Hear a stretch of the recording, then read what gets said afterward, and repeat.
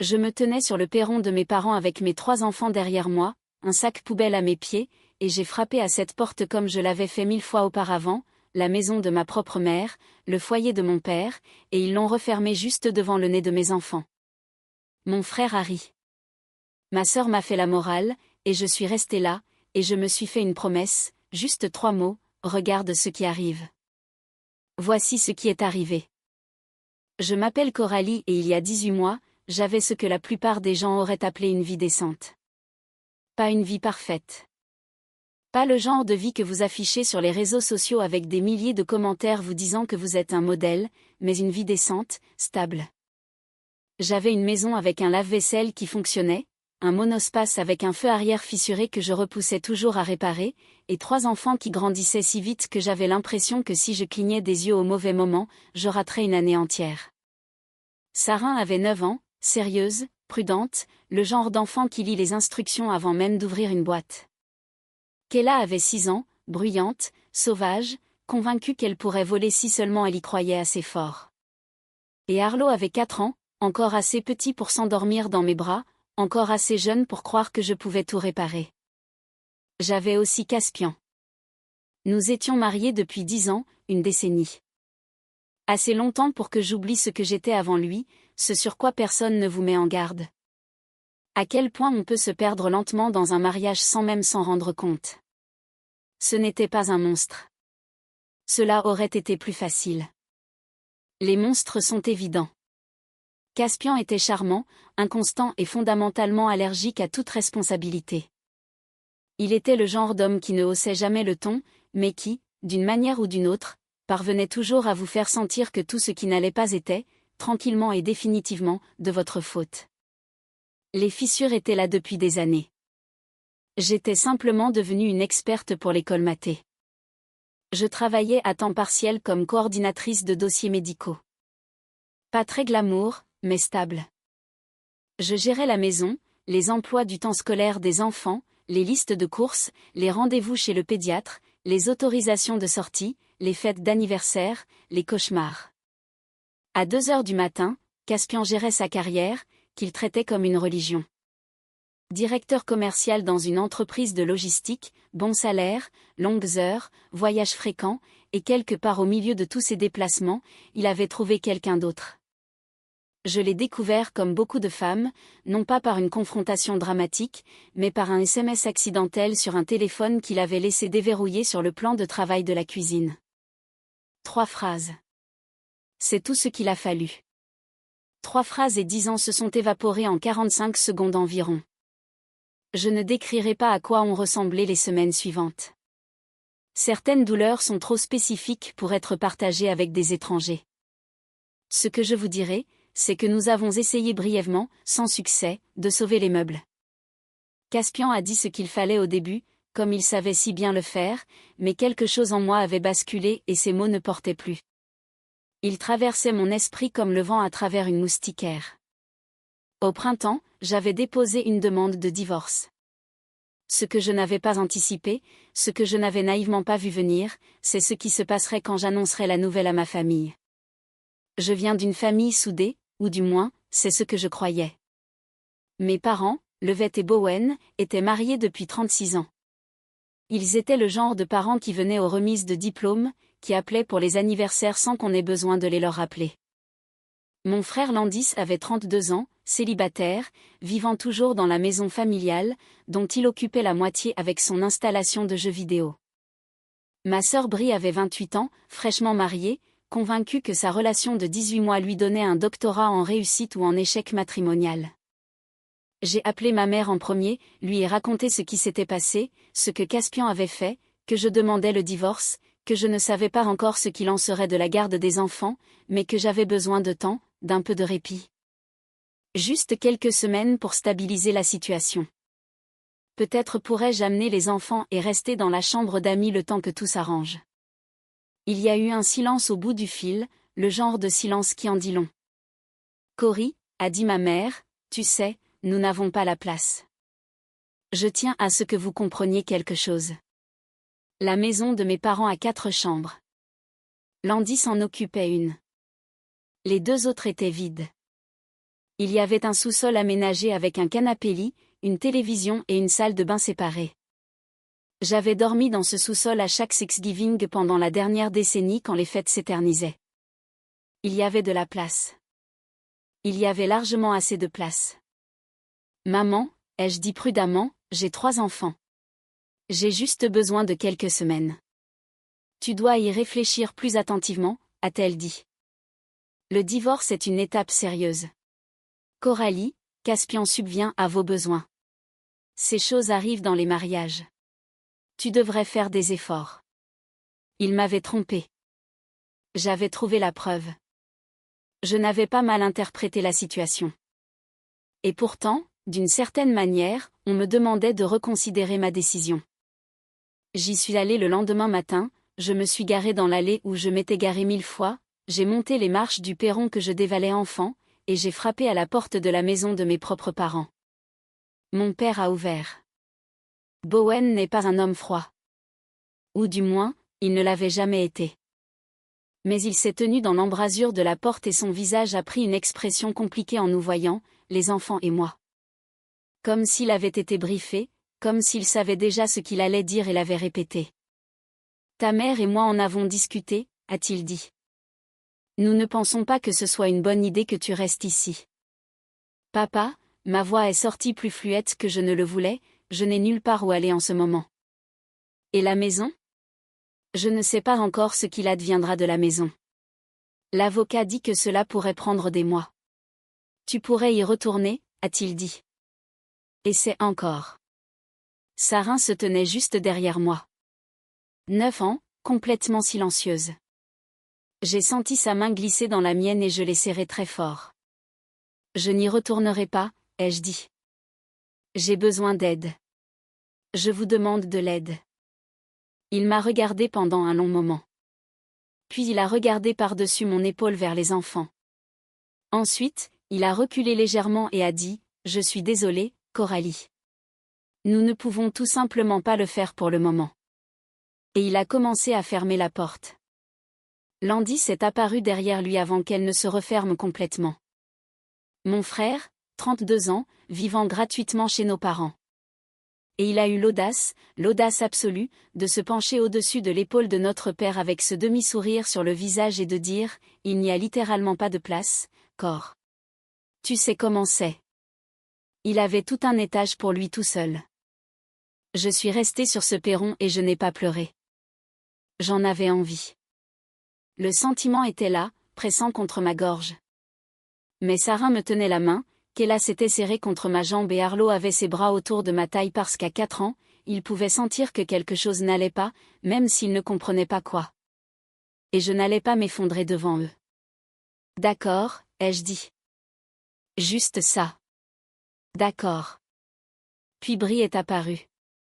Bien sûr qu'elle l'a fait. Ma petite sœur s'est matérialisée dans le couloir comme si elle attendait son signal. Bras croisés, tête penchée de cette manière particulière qu'elle avait quand elle s'apprêtait à dire quelque chose qu'elle jugeait sage. Honnêtement, Cory, a-t-elle dit, je trouve que tout cela est un peu impulsif. Caspian n'est pas une mauvaise personne. Les gens font des erreurs. Tu as 3 enfants à protéger. Leur stabilité compte plus que tes sentiments en ce moment. Leur stabilité. Comme si je n'avais pas été celle qui maintenait chaque PAN de leur équilibre pendant toute leur vie.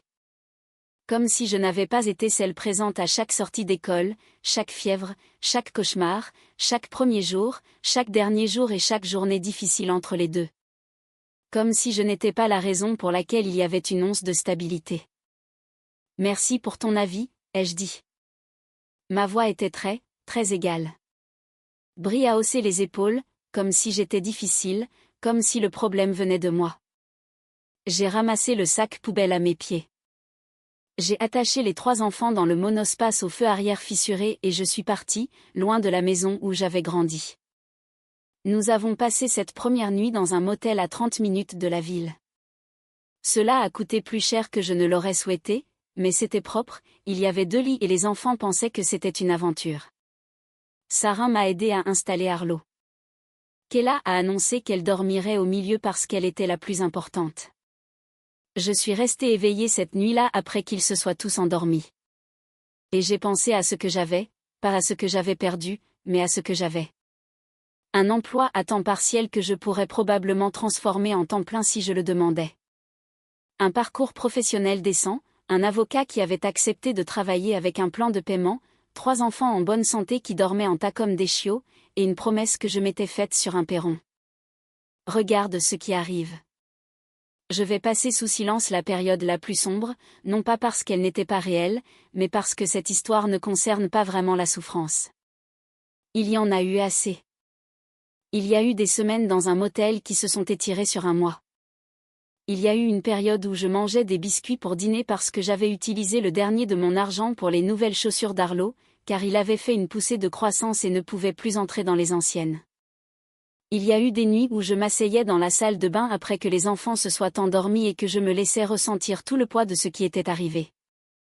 Et puis je me relevais, je me lavais le visage et je redevenais leur mère. Ce dont je veux vous parler, c'est de ce que j'ai construit à la place.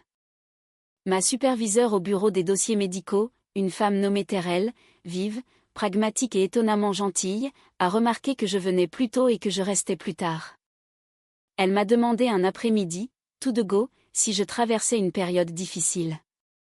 Je lui ai dit que oui. Elle ne m'a pas offert de pitié. Elle m'a offert des heures, un temps plein avec des avantages sociaux. J'ai accepté avant même qu'elle ne finisse sa phrase. J'ai trouvé un appartement de 2 chambres dans un quartier qui n'était pas chic, mais qui était sûr, proche de l'école de Sarin et Kella avec un arrêt de bus à 2 pâtés de maison de la garderie d'Arlo. C'était petit. La cuisine avait exactement un tiroir qui s'ouvrait correctement. Le carrelage de la salle de bain était d'une teinte beige qui était probablement à la mode en 1987, mais c'était le nôtre. J'ai accroché des rideaux le premier week-end où nous avons emménagé. Kella les avait choisis, jaune vif, agressivement joyeux, et je les ai installés, puis j'ai pris du recul et j'ai pensé, oui, d'accord, ça va aller. Le divorce a duré 8 mois. Caspian avait un meilleur avocat au début, et il s'en est servi. Il a insisté pour une garde alternée qui était, je vais être généreuse, optimiste sur le temps qu'il comptait vraiment accorder aux enfants. Mais voici le problème avec les pères qui n'ont pas réellement fait le travail au quotidien. Ils n'ont pas les preuves. J'avais 10 ans de vie en tant que parent principal, documenté par les dossiers scolaires, les dossiers médicaux, les registres de garderie. Mon avocate était minutieuse. L'évaluation de la garde n'a pas été tendre avec l'implication prétendue de Caspian. J'ai obtenu la garde principale. Il a eu droit à un week-end sur 2 et 2 semaines en été. Il me devait aussi 8 mois de pension alimentaire rétroactive que son nouvelle équipe juridique a essayé de réduire de façon très créative. Ils n'ont pas réussi. Ma famille a appris la nouvelle du règlement par le bouche à oreille. Notre ville n'est pas grande et les nouvelles voyagent plus vite qu'elles ne le devraient. Ma mère m'a appelé. C'était la première fois qu'elle m'appelait depuis la nuit où je lui avais annoncé le divorce. Nous sommes tellement soulagés que cela se soit arrangé, a-t-elle dit, comme si elle avait observé la situation depuis une distance confortable tout ce temps, comme si elle avait été de mon côté depuis le début. L'êtes-vous vraiment, ai-je dit. Coralie, tu dois comprendre. Maman, ai-je dit, je comprends. J'ai très bien compris cette nuit-là sur le perron. J'avais 3 enfants dans un sac poubelle. Je n'étais pas impatiente. Je demandais de l'aide. Elle a basculé dans le mode particulier qu'elle adoptait quand elle se sentait acculée. Les soupirs, la suggestion tranquille que j'étais hypersensible, que les familles traversent des périodes difficiles, que nous devions aller de l'avant. Je l'ai laissé parler. Je n'ai pas argumenté. Quand elle a fini, j'ai dit que j'avais besoin de temps et que je reprendrais contact. Je n'ai pas précipité ce calendrier. Brie m'a contacté environ 4 mois après le règlement, quand j'avais installé les enfants dans l'appartement et commencé à trouver quelque chose qui ressemblait à un rythme. Elle a envoyé un long message, des paragraphes entiers, sur le fait qu'elle avait réfléchi, qu'elle espérait que nous pourrions renouer et qu'elle avait dit certaines choses qui étaient sorties de travers et qu'elle espérait que je comprenais son point de vue. Je l'ai lu 2 fois. J'ai pensé au perron. J'ai pensé tes sentiments en ce moment, dit avec ce penchant particulier de la tête. J'ai répondu quelque chose de court et pas méchant. Je lui ai dit que j'appréciais le message. Je lui ai dit que j'avais besoin de plus de temps. Je lui ai dit que quand je serais prête, je reprendrais contact. Elle n'a pas arrêté d'essayer depuis lors. Des messages toutes les quelques semaines, de plus en plus élaborés, de plus en plus conscient qu'elle a mal calculé quelque chose. Je les lis. Je prends mon temps.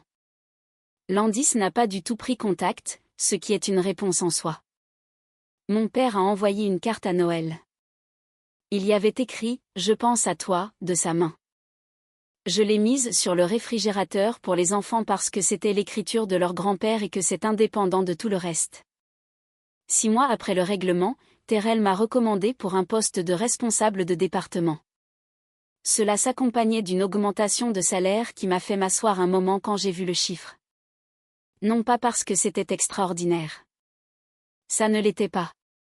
Mais parce que c'était à moi, gagné, documenté, sans la grâce ou l'exception de quiconque, juste à moi. J'ai amélioré l'appartement, trouvé un 3 chambres dans le même secteur scolaire, légèrement plus récent, avec du carrelage de salle de bain dans une teinte qui n'avait jamais été à la mode à aucune époque de l'histoire enregistrée. Mais au moins, tous les tiroirs s'ouvraient.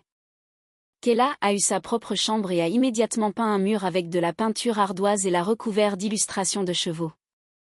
Elle ne savait pas vraiment dessiner, mais elle était très déterminée. Sarin, qui avait été silencieuse et observatrice à travers tout cela, est venue me voir un soir pendant que je préparais le dîner, s'est appuyée contre le comptoir, m'a regardé remuer quelque chose un instant, puis a dit « Maman, je pense qu'on va s'en sortir. » Elle avait 10 ans à ce moment-là. « Oui, ai-je dit. Je pense aussi. » Elle est retournée à ses devoirs. Je continuais à remuer et je pensais à un perron, à un sac poubelle et à 3 mots que j'avais murmurés à personne. Il existe un type spécifique de justice qui ne s'annonce pas. Elle ne vient pas avec une confrontation dramatique ou un moment où vous pouvez voir l'expression exacte sur le visage de quelqu'un quand il réalise qu'il a eu tort. C'est plus calme que ça. Cela se construit par paliers. C'est un bail signé à votre propre nom. C'est un compte d'épargne qui continue de croître. Ce sont 3 enfants qui s'endorment dans leur propre lit dans une maison que vous avez créée à partir de rien et qui se réveillent le lendemain matin et demandent des crêpes et qui n'ont absolument aucune idée du prix que vous avez payé pour arriver ici. Ce qui est exactement ce que vous voulez. Caspian a emménagé avec la personne qu'il fréquentait. Cela a duré environ 1 an d'après ce que j'ai entendu. Il loue actuellement un 2 pièces dans l'est de la ville. Il prend les enfants un week-end sur 2 et, à sa décharge, il se présente bien. Je ne lui parle que quand cela concerne les enfants. Nous communiquons par SMS. C'est efficace. J'ai cessé d'attendre des excuses de mes parents ou de mes frères et sœurs. Non pas parce que j'ai décidé qu'ils ne m'en doivent pas. Ils le doivent, mais parce que j'ai appris quelque chose au cours des 18 derniers mois que personne ne m'avait dit auparavant. Attendre des excuses est une façon de rester sur place. Et je ne suis pas intéressée à rester là où j'ai dû supplier pour être acceptée. Le mois dernier, l'école de Sarin a organisé une exposition familiale. L'un de ces événements où les enfants présentent des projets, où les parents se promènent, regardent des panneaux d'affichage et boivent du mauvais café sur une table pliante. J'y suis allée, évidemment. J'y vais toujours. Le projet de Sarin portait sur la résilience. Elle l'avait recherché pendant des semaines. La science, la psychologie, ce qui fait que certaines personnes se rétablissent et que d'autres restent enfouies. Elle avait fabriqué un panneau d'affichage, avec un titre écrit à la main en haut. Elle avait tout fait elle-même. En bas, en plus petit caractère, elle avait écrit « Les personnes résilientes n'attendent pas d'être secourues. Elles trouvent la prochaine étape. » Elle se tenait à côté quand je suis arrivée, me regardant lire avec ce regard prudent et mesuré qui est le sien. « C'est moi qui ai écrit cette partie », a-t-elle dit. Pas à partir d'une source. Je l'ai regardée un instant. Ma fille, 10 ans, et elle comprend déjà des choses qu'il m'a fallu 34 ans pour apprendre. C'est bien, ai-je dit. Elle a hoché la tête, satisfaite. Je sais. Je ne raconte pas cette histoire parce que je veux que vous ayez pitié de moi. Je ne veux pas de votre sympathie. J'ai un lave-vaisselle qui marche, un poste de responsable de département et 3 enfants qui sont follement, bruyamment et spécifiquement eux-mêmes, et je vais très bien. Je la raconte parce que je sais qu'il y a des femmes qui écoutent cela en ce moment et qui se tiennent devant une version de cette porte, qui porte le poids des enfants, des sacs et de la confiance brisée, et qui demandent de l'aide à des personnes censées les aimer.